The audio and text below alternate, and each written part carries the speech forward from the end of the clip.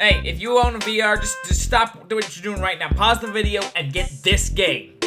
Not Space Pirate Trainer. Beat Saber. Honestly, one of the most transcendent video gaming experiences I have ever had. 10 out of 10. But once you've worn yourself out on that, what are you gonna do? I mean, you still have that 300 hunk of equipment just lying there. I mean, as fun as swords are, you're still a human. You have the biological urge to shoot something.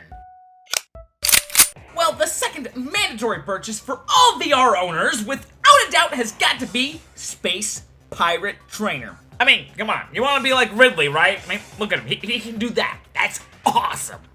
Well, you're gonna need this game to teach you. Dodging around bullets, shooting robots, it is all a blast. This game is basically just a super involved game of Galaga. Perfect arcadey shooting fun, with more varied enemy and gun types. And don't let me forget to mention the power-ups. Alright, let's take you through a game of Space Pirate Trainer. You got multiple game types to choose from. Arcade, which gives you 3 lives, perfect for if you're hanging out with friends and y'all want to take turns playing the game. Explorer, which gives you 3 hits per round, which is good if you ever want to have a chance of beating this game. And Hardcore, which is perfect for people who prefer being frustrated rather than elated. Once you pick your poison, you're gonna have robots flying up in increasingly difficult waves trying to kill you. At this point, you're gonna grab your guns and have at them, and your guns have multiple variants. For the most part, you're gonna stick with your machine gun variant. You don't need to be too accurate. As long as a few of the bullets up there hit your foe, you'll be fine. You can't miss them all! Unless you suck. There's also a charge gun, which really rewards accuracy. So I absolutely refuse to use that one. There's also one with a laser beam, which fires even more frequently than the machine gun, but makes up for it by doing far less damage. Essentially useless in most situations, invaluable in others. Another gun that I frequently use is the grenade launcher. Huck a grenade at the crowd and then pull the trigger again to detonate it. Absolutely essential on levels where the enemies huddle up together, or when swarms of these guys make an appearance. There's also the shotgun. The shotgun can go screw itself. Okay, it's not that bad, it has its uses, being that if you hit a foe with it, it'll reset the timer on when the enemy can shoot again. But do you know what can also affect an enemy's ability to shoot you? Killing it! In addition to the guns, you can also whip out the defensive options. Simply reach behind your back and you'll get a riot shield. Best of all, you can see through it. Kind of. Honestly, it's a little OP unless you get attacked from the left and the right. Also, the game never told me this, but I found out that if you press the fire button while holding the shield, you'll send out a disruption wave that kind of deflects bullets. Of course, be advised, it deflects your bullets as well. But wait, that's not all. If you tap right on that shield, you're gonna get this.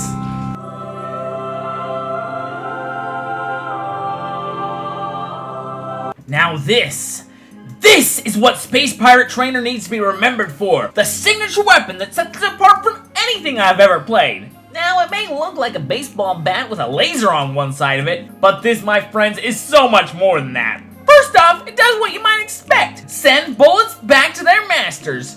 Perhaps a fun melee attack if the fates allow it. But if you tap the trigger, you can be Scorpion from Mortal Kombat.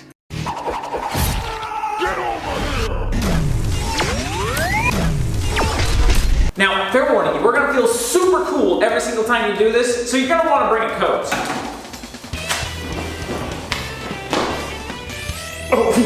The beam has so many uses. For example, grabbing enemies so you can smash them into the floor.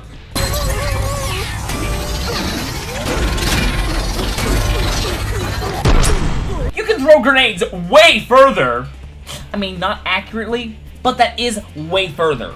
But the best of all is the little defenses around the map. Over there, we got a Tesla tower. Fire this baby up, and any enemies that go near will get a nasty shock. Back there's where we keep old Terrence. Hit him with the beam, and he'll fire bullets down at your enemies. And up there, well, that's old Bessie. You turn her on, and a giant death beam will rain down upon your foes! Other fun uses of the stick is to grab this guy's missiles and to slam them to the ground, or funnier yet, turn them back on their master! Yeah! Keep on! But my favorite thing to do is to grab an enemy, pull him in close, and give him the old shot to the face. dodge this. Alongside that, we also have power-ups, which can give you shields, black holes. Occasionally, you can summon some help, either by having the big mama ship that comes out and kills any robot that even thinks of picking on her kids, or one that makes this ship here actually matter by having it fire a fusillade of missiles. But more often than not, you're gonna get super-powered, unlimited ammo versions of your guns. I usually grab these with the stick and then keep them up there for the harder waves. I used to keep them nearby, but enemy bullets can actually activate the power-ups prematurely, but up there, they shouldn't get shot. Unless the enemy really sucks. Alright, now we move on to the main event. The enemies. Most of these guys are a lot of fun to kill and are probably open to a lawsuit from Valve. They come up and you blast them. They also have darker variants that are more aggressive and fire more often. We also got big boys that can absorb more bullets. The orbs, I hate them. Stop hiding and let me shoot you! These fun guys that fire missiles at you that can be destroyed or redirected. We also got a bunch of these little guys that attack in swarms, and this guy. Now, he looks pretty fearsome, but the stick can pull him right out of the sky and hold him onto the ground. This is the one time that you should use the shotgun module. Aside from them, we have the boss man. This is why we keep power-ups off to the side. Take off his wings and then rail on his eyeball. Also, be sure to keep your shield handy for his laser attack. After this wave, you will probably lose if you're not using the Oculus Quest. You see, if you're in a room, you're probably not going to have the maneuverability to dodge these shots. With the Quest, you can play in your garage, or if you're willing to put the work in, a football field. Never mind how ridiculous you may look, as far as your brains knows, you're in space, shooting robots, and it's awesome.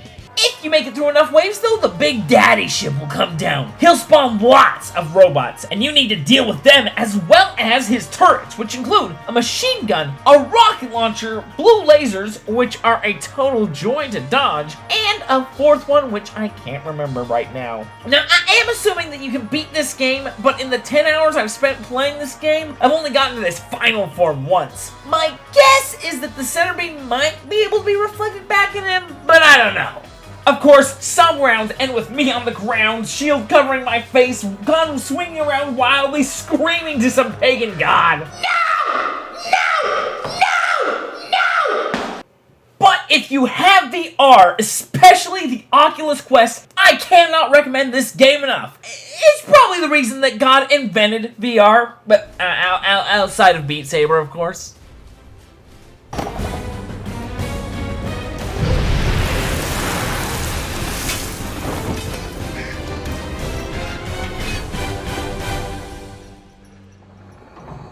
You cheated. Space. Pirate.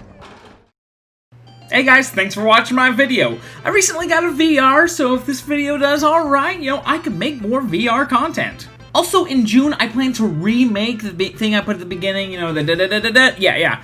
So, if you would like to have your art featured in that, just draw some Heemin Gamin fan art and put it with the hashtag Heemin Gamin OP, and I will use it in the remake in June, as long as, it's appropriate. Alright, stay safe. Love you guys.